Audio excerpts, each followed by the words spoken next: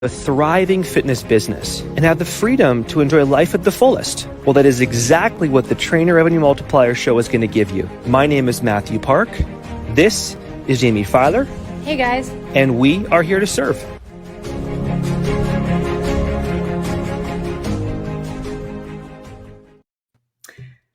Ladies and gentlemen, I have a special guest with me today. One guy who I adore. I love this guy. He is family to me. Over a decade now, going on 11 or 12 years. This is, I call him Mighty, the mighty Markus Kaulius. How are you, brother? Oh, I'm doing so great, man. Thanks for having me on here. And I got to say that I haven't heard it in so long. I loved that intro. What you just said about me, of course, that was very beautiful. But your TRM intro to this podcast, it's powerful. I love it. Thank you. Awesome. Well, it's good to have you, man. Good to have you on the TRM show. It's been a while. It's been over a year, maybe, or more from the podcast side of things, man. It's been crazy, eh? Incredible. We got a lot to catch up on. Lots, man. We got half an hour to do it. We'll definitely get to the nuts and bolts of all that goodness as well. For those of you guys that don't actually know, Markus is the owner, the CEO, the founder of Magnum over in HQ in Vancouver, British Columbia. This company's around 17 years. He's built this empire across 60 plus countries all over the world, a company on integrity and quality with no compromises, a team that's out there impacting people around the world. And Markus, of course, has been the helm of that out there with his 6'4" helm of a physique behind that body and all that goodness in between, Markus. So that was kind of a all over the place introduction, brother, but I love you, man. I'm feeling the love, brother. Thank you. Awesome, man. Well, with that being said, let's definitely dive into some things on today's podcast. I guess first question for you, man. How is Markus doing today? How are you doing? How's things going for you overall? Amazing, Matt. Business is great. That's really cool. The stuff God's doing in my life and in my business, it's been exceptional. Last couple of years, the growth I've got to experience mentally has been just wild. And I've got a Band-Aid on my head. The growth has been splitting my head recently. And I'm really getting into the mindset of this world and success, and really changed my focus over the last few years on not so much the internal thinking that I think I did for a lot of years, trying to get myself to a certain place. And now more outward thinking of how can I help others get to where they belong to go. And I think that's very much what you do with your life as well. And to me, that's a much better level of success. When I get to see others succeed in front of me, if I can have the smallest part of it, to me, that's real success. And there's a lot less loneliness in that success, by the way. Oh man, that is beautiful. Bro, can you expand more on that? Do you mind kind of sharing more? But that actually is very, very intriguing. I want to hear more. Yeah, absolutely. I think naturally we're always first focused on our own success. I mean, that's how we're taught. Like it's going to be this lonely journey. And of course it's going to be, because it's all about you. What are you doing to improve yourself? How are you going to get yourself to that next level? How are you going to get advancement at work? What can you put into yourself? What education can you take in? You, me. And that's great. It's very important. It's a critical part of the process. But when you get to a certain level of success, and that's going to be a different level for everybody, but I've achieved a lot of things in my life, and God's blessed me in many, many ways. But then you get to a certain point and you go, this can't be it. And I don't just mean I want a new level of success. It's that person, for example, if money is something you're chasing as your level of success, you'll never get enough. You'll keep going, well, what's more? But for the success that I'm talking about, the experience of success. I've gotten to experience so much, but I'm way more now interested in watching others get to experience their level of success. And when you get to empower people and help people realize their capabilities, what they can do with their lives, and then see them succeed, oh man, that to me is real success. And I love that. And that wakes me up in the morning. That gets me out of bed in the morning. That fires me up every single day. Incredible. I can almost feel the energy right now, oozing out of you right now, as far as even your energy. It's phenomenal. Thank you. Even your posts on Instagram, even your videos you make about the Markus Challenge, like obviously that's been a huge, last year it's been catapulting. You get like 150 comments every single post, or maybe even more than that. But like when it comes to outer growth, bro, and obviously you're talking about more, obviously others and so forth. Like, what have you done internally to get to the outer, to like make that, what's kind of the shift for you in that process? That's a wonderful question, Matt. I'm not sure how much, I mean, you have to do certain things. And for me, I've created such beautiful routines in my life to make sure that I show up every morning as the man I need to be. And I think that's really key. People have to learn their routines, and in those routines is also what can't belong in there. So maybe you have too much alcohol in your life. Maybe you have too much Netflix in your life. Maybe you have too many. And what happens is you're not. Key thing, and especially, I'm talking to you men out there.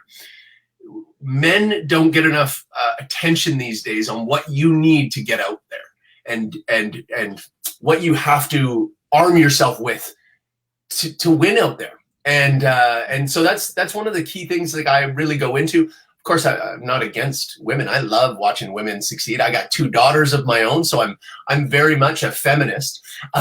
But for many females to succeed, we also need men to succeed. We need this beautiful balance of the two of them.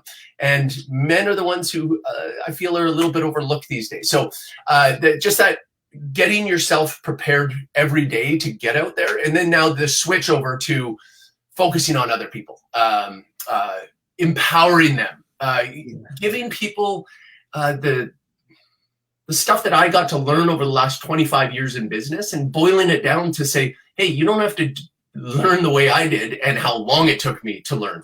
Just follow a few of these key things and you're going to get ahead so much faster. Wow. Okay. Deeper, bro, on this, if you don't mind. What is the Markus routines? I want to hear these routines you got, bro, if you don't mind. Yeah, absolutely. Okay, sure. So I'm going to tell everyone, morning routines are critical. You need to get your morning routine down to what you need to succeed. Oh, I like that one. So number one, my morning routine starts the night before. So every night I've laid out my clothes. I've laid out my pills I'm going to pop in the morning. I've got my breakfast almost prepared. And so that when I wake up, I can still be this zombie, pop my pills, put on my clothes, and I'm on the treadmill. My goal is to do it in under 6 minutes from the time I wake up. Oh, I feel even better when it's 3 minutes. 3 minutes, I'm already on the treadmill. Think of how much time not wasted just happened. You know, how many people take 20, 30 minutes to get their day going? 30 minutes into my day, I've already had a full cardio session. I've already done my morning routine of prayer, gratitude, talking with the Lord, getting myself centered.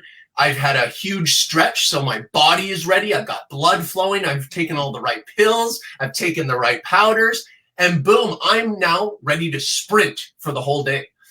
And there's something really special in that. And one of the things I love sharing with people is this. The people who have the growth mindset, and I think that's probably every single person listening to this right now. I don't think people are tuning into these podcasts if you don't have that mindset of, I'd like to be more. I'd like to grow more. So I'm talking to you guys out there right now. For you who have that growth mindset, I'm going to tell you one of the little secrets of my thinking that I think to myself, be careful on how you're doing comparisons. So while I'm about to say a bit of a comparison, allow me to justify it in a second. I think to myself, you know what? 9,999,999 people out of a million, is that right? Yeah. Won't do what I've just done. Won't get up early, be ready, get my cardio in, get my stretch in, and ready to go. So already I feel like, wow, I'm a high achiever already. I'm doing what most people are not willing to do. And this is not again, when I'm comparing, I'm not going, so I'm better than other people. You don't have to worry about that thinking. Well, if you do have that kind of thinking, yeah, you want to correct that. But just, I'm wanting to do, if I want to have results that most people aren't getting, I have to be willing to do what most people aren't willing to do. Oh my goodness. I'm getting a little bit of goosebumps over here, bro. This is absolutely fantastic. Okay. So morning routine, bro. You get up, you're on the treadmill. Basically, get the Magnum pills in, get the water in, whatever else you got going on there. 3 minutes to the treadmill, half an hour in treadmill. What else happens after that? Now that's the big stretch. Have my breakfast, and then get myself prepared to get to the gym. Okay, so treadmill and gym is your gym time, and then after my workout, boom, I'm off to the races at work, and I've got so much mental energy. I've got so much focus for the day. I've got the blood flowing. I've got the endorphins. I've got limitless in my system now, and I've got that energy that I need to go. And one of the most beautiful things with both the cardio and with my workout, and by the way, that's about 5 days a week. I take good 2 full days off. With those things, I got that mental clarity, and I think that's something we overlook all the time. And that's one of the reasons why I love training in the morning. It clears your head for the day. I have tried training in the afternoon and at night, and my mind gets bogged down so much with what's been going on at work, and I bring that into the gym. And you and I both know you're not going to have a great session when you got too much on the brain.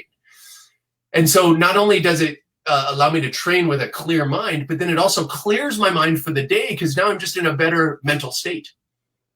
Weekend comes. What is the morning routine then? Great question. Saturday morning is very similar. I just wake up a bit earlier so that I don't mess so much with my family time. I can often be gone to the gym before anybody else in the house is woken up. But quite often, and especially right now, I'm absolutely loving this. I take my girls to the gym with me on Saturdays. And I just love that because they've really started to enjoy the gym. And now they're getting good at track and field. So that's so exciting for me to see, because they've never really found a sport that they've enjoyed. So I've actually got them training with a sports-specific trainer on Saturdays. And this is my guy, Ashanti. He's unreal, and he trains a whole bunch of college-level athletes. So he's pushing my girls, and they are loving it, and I'm loving it. And so there's my Saturday. And then Sunday is a good Sabbath with the family. Go to church in the morning and do our thing. I love that, bro. When do you wake up in the morning? What's Marcus's wake up time first thing in the morning? Is it 5, 4:30, 6? I wish I was still that dedicated. And you know what? I say that as a joke because I'm confident in the next couple of years. I've got some new things that I'm about to start, and I'm planning on waking up earlier and earlier. But these days it's anywhere between 6:30 and 7. Okay, got you. So up at 6:30, wonderful. Basically, on the treadmill first, gym by about 7:30, 8 o'clock-ish, in that time frame. And from there, obviously, work is after, correct? Correct. And just for clarity, I have so much respect for the 5 a.m. club, and I am such a believer in that. And I know that's like a trend right now that people are talking about. Oh, 5 a.m. club, that's where all the success is. Yes, that is where success lives. That 5 a.m. club. And again, going back to one of my key principles right now is, are you willing to do what most people aren't willing to do? Yeah, most people aren't willing to wake up that early. Most people don't get a workout in that early and get their day going and get their success started that early. Now, do you hold yourself accountable by yourself, or do you have somebody else holding you accountable to what you're doing? Oh, that's a great question. Mine, unfortunately, Matt, is a little bit of a tricky answer. So I don't want to suggest I'm not accountable to other people. I'm accountable to other people in a different way. Like I have a lot of people counting on Marcus to show up as Marcus every day and be ready to slay. So in that regard, I've got that accountability. I think a lot of people though won't have the style of accountability I have. So I think you absolutely need an accountability network. I'm a huge fan of what you do, your coaching, your mentoring, your support system. I'm a huge fan of it. And, for people who, there's more and more people every day who are looking now for coaches and mentors. And I just want to remind people, especially I know a lot of the people who are watching this already have the fitness thing down. Imagine not believing in having a trainer at all. And I know I'm probably talking to some people who are like, well, I don't have a trainer. It's like, okay, that's cool. But what if I told you were doing 70% of your exercises in a way that you could be doing them a lot better? So yeah, you might be getting results and you might be happy with your bench press or whatever it is, but 70% of the exercises could be tweaked and you could get better results. Wouldn't that be worth a couple $100 to find that out? I would say obviously yes. How about the exact same thing with business? Why not pick up a mentor? And yeah, it's going to cost some money each month. But if you don't quickly start to understand the value, you can stop the service. But getting on board with a mentor, getting on board with a coach, you're going to go, oh my goodness, I'm capable of so much more. Holy smokes, I'm going to at least make $50,000, $100,000 more this year. It's well worth the money that I had to put into that coach. Now, I got a question for you, brother. So obviously you've been with Magnum HQ, building your brand, building this amazing empire for 17 years. And one thing I want to ask you is, do you still go in the office every single day? I'm in the office 5 days a week. Okay, awesome. Yeah, I've learned to have good balance. I have a family. And again, when you start to, you need, I recommend people constantly reevaluate what success actually means to them and define success. When we're younger, we put certain things in our head about what does success look like. Well, I should have this much money in the bank, and I should have this kind of house, and I should be making this much money there. The truth is, this is very childish. I don't have a nicer way to put it. It's childish because you put that in your head as a child. But if you reevaluated it when you're already on the path, you start to go, well, that's not really how I define success. Oh, neither is that one. Oh, I should relook at this altogether. So I think redefining success is so critical because, yeah, it's a moving target. And anyway, yeah, I just think it's so important that you keep looking at that stuff. So this change of your routines, obviously you've been doing probably routines for many, many years, bro, obviously, because you've been just going like a mountain peak up with your business for how many years. But when did it click for you as far as like, because you mentioned like what success means to you now, right? Yeah. So how did you see success 5 and 10 years ago compared to what you see as success now? Awesome question. So now there's more things involved in my success. Back then, let's start with back then. Back then, it was really just about business, right? How much dollars in sales can we do? And just watching the business grow. And then along the way, like how many executives do I have? How many countries are we in? But then there got to a point, and I can't tell you exactly how long ago, but it's not the point for finances to go, oh yeah, that's good, and I don't. And so things like family for me, so when you talked about the balance and how many days a week do you go into work, family, my kids, having a great relationship with my children, having a great relationship with my wife, man, that's more important than any success I can experience in business. So if you said I can either have a successful marriage or a successful business and I have to choose one of them, I'll go marriage. I'll leave everything else behind. So that's where you really got to keep looking at it. And how many men along the way lose track of that, and it sadly ends up in divorce just because they went, well, business, I'm serving my family by doing them. Yeah, you're kind of right, but you're kind of wrong, because if you really want to serve your family and serve them first. And if the business and the family can't survive in the same space, make sure you're making the decision with your eyes open. So was there a turning point for you, brother? Like maybe like 4 or 5 years ago where you like almost, obviously family was also always important for you. There's no question about that. But yeah, was there a turning point of like, you realize, because of course, goal focused, success driven, numbers, exactly. All that's most of all of us entrepreneurs. We're always trying to like shoot for the numbers when we first get our company going. Absolutely. But all of a sudden you made that switch. Do you kind of remember that happened for you as far as that switch, or something happened that you realized, okay, the wife and kids get more time, or was it just more organic as you kind of grew? That's a great question. I'm thinking it was a bit organic. I don't remember a specific time, but sadly, I think I'm a slower learner. I think it really happened during COVID. Oh. There were some big turning moments in COVID, and Matt, you and I have talked about this, and many people who know me know this about me. I'm a man of faith. I love the relationship I have with God, and COVID was one of those times, it was the time where he really had me give in to him even more. And what I mean by it is this, everybody. you've probably heard, and many of you have businesses, you experienced it. COVID was one of the toughest challenges for business ever. And I'm sure there's very few businesses that were just like, oh no, man, it was just so great. And so there was a point early on in COVID where the world stopped and we didn't know what COVID was. So people are basically putting money under their couches and investing in toilet paper. And Magnum's numbers dove that month. And it was so scary at first. And I just went, you know what, God, you gave me this business. This has always been your business. So you know what, I'm not holding on too tight, man. If Magnum is supposed to go right now, I accept that as long as it's your will. But if you're gonna help it survive, give me the wisdom to make it happen.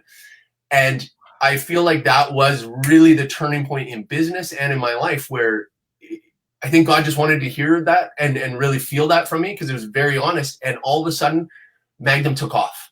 Wow. And took off in such special ways, Matt, because God was like, yeah, I hear you. And you know what? I'm not done with you. And and so I think that's also, as you can hear that in my voice, that's obviously the time where the definition of success changes, because you know, now that I've given it to God, I don't think God's like, well, this is all about money, bro, and wait till I share.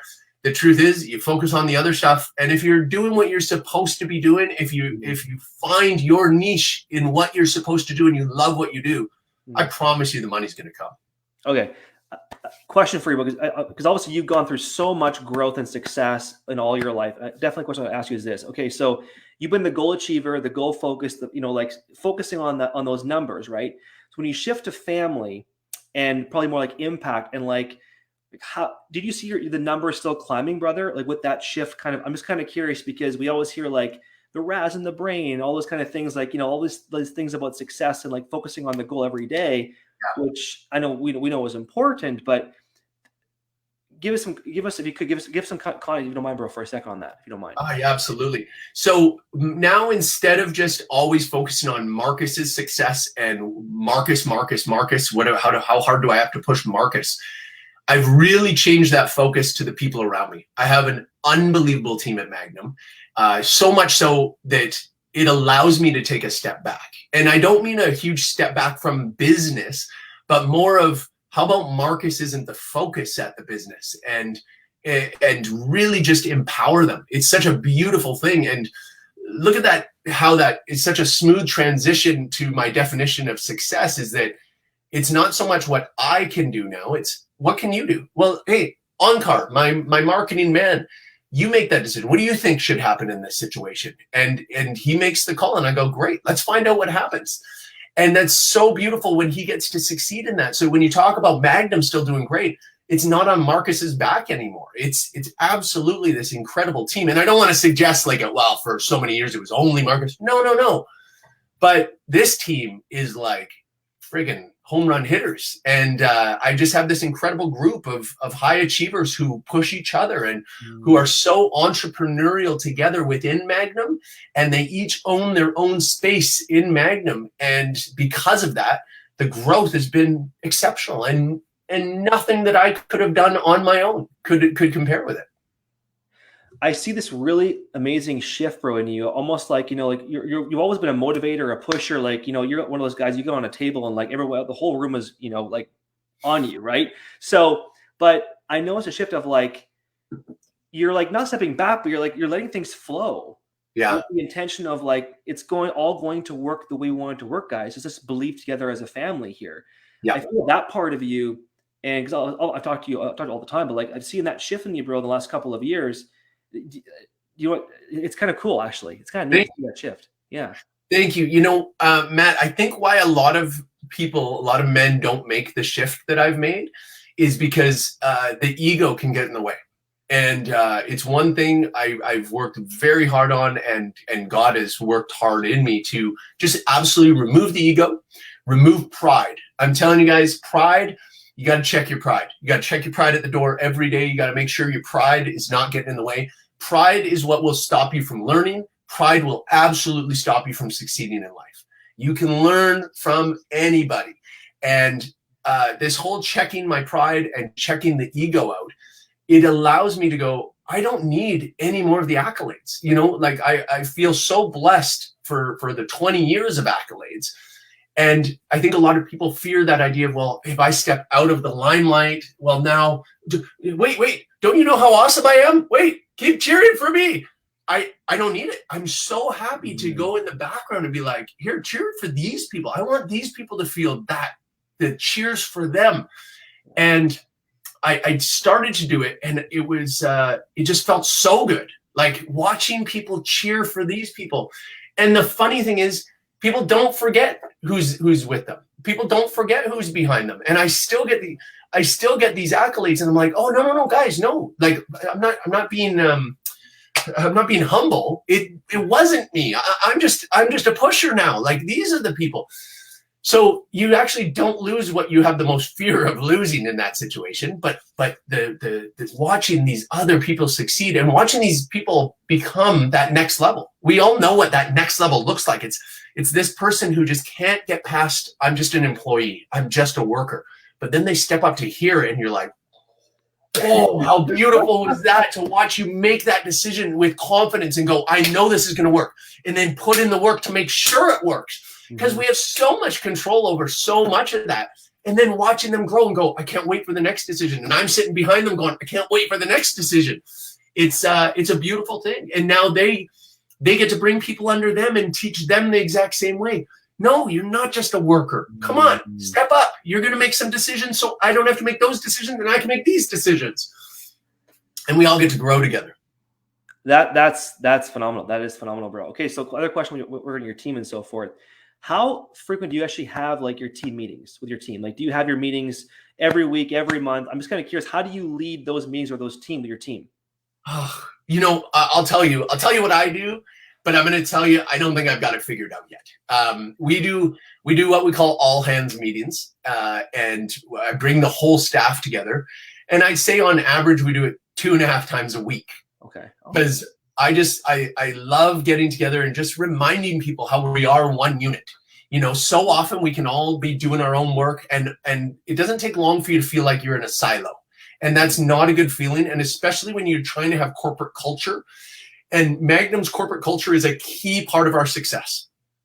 We have to have that feeling of, one, we're all working at this thing, and we're all working hard, and we're all working for the same goal, which is to change lives and to help people live healthier, happier lives. Well, I need to know that you're working that hard, and you're working that hard, and we're high-fiving and good. I'm feeling the love from everyone in the room. And like, with the staff, we're around 30 people. I mean, that means at least 2 to 3 times a month we have a nice birthday all hands, and we sing to the person, and we sing the Lithuanian folk song of happy birthday to the people. And yeah, it's a really special group, but I guess you also have to keep that energy flowing. You know how that works. That's amazing. So you do about a couple these meetings, these all hands kind of meetings. Are they more of like what, half an hour, 10 minutes? Are they like how long these meetings do you? Even shorter. I mean, these are 5 to 10 minute meetings. I love that. Yeah, that small dose, you know. Let's make sure everyone's still drinking the juice. Last question, bro. Give us a favorite book or books that you've read or you recommend that are like Mighty Markus books that helped you. Okay, let's go with I hate to sound like a broken record, but everything Tony Robbins has written is just, there's just a billion nuggets of gold. You know what? As opposed to giving you titles, because honestly, pick up anything Tony Robbins, you could be blown away. I'm going to give you guys something really quick and really special that works for me for reading. People often go, yeah, I'm supposed to read this whole book. And that can be daunting. We pick up books that you can't seem to read through. And oh my goodness, it takes me 10 minutes to read through 3 pages. This is kind of painful. 2 things I'm going to tell you. 1, put that book away. It's just not for you. There's so many other books that you are going to love. So grab the next book, because when you have a great book, you're like, oh my goodness, I read 100 pages today. I just couldn't put it down. Yes, there's tons of those books for you. Next, the goal is not just to finish the book. That almost means nothing. Yeah. My goal when I'm reading a book is to go, if I can get 1 nugget out of this, 1 nugget that just changes my trajectory of life, I'm going to do so well. So this is why I love Tony Robbins' books. There are like 500 nuggets in there. Whereas I've read so many great books that I was like, I took 6 nuggets from this. This is 100. So it's like I have to read 2 pages and then stop for a minute and go, I gotta let this soak in. So you look for that nugget and go, how could this change my life if this nugget is accurate? And let it. Start putting it into your plan. Start putting it into your routines and enjoy the success that comes with it. Those were nuggets right there, bro. There we go. That was perfect. Marcus, my man, at Markus Kaulius on Instagram, Magnum Subs at Instagram, guys. Thank you, Marcus, very, very much. Oh, thank you so much for having me, bro. I look forward to doing this again soon. I'll be seeing you next week. Oh, can't wait. I'm looking for a 6'4" hug and a 5'7", little cram right there, buddy. There you go. I got bad news for you, man. I got all 6'6" of me ready to put my limbs around you, okay? You're a foot taller than me? Seriously? Oh, my goodness gracious. Okay, well, I'm going to bring the muscle with me, brother. I'll bring the muscle with me, all right? Thank you, Marcus. Guys, there is our podcast for us. Markus Kaulius, at Markus Kaulius, Instagram, at Magnum Subs, at TRM Multiplier, guys. Thank you guys again. Have an amazing day. And Marcus, you're awesome. God bless, guys.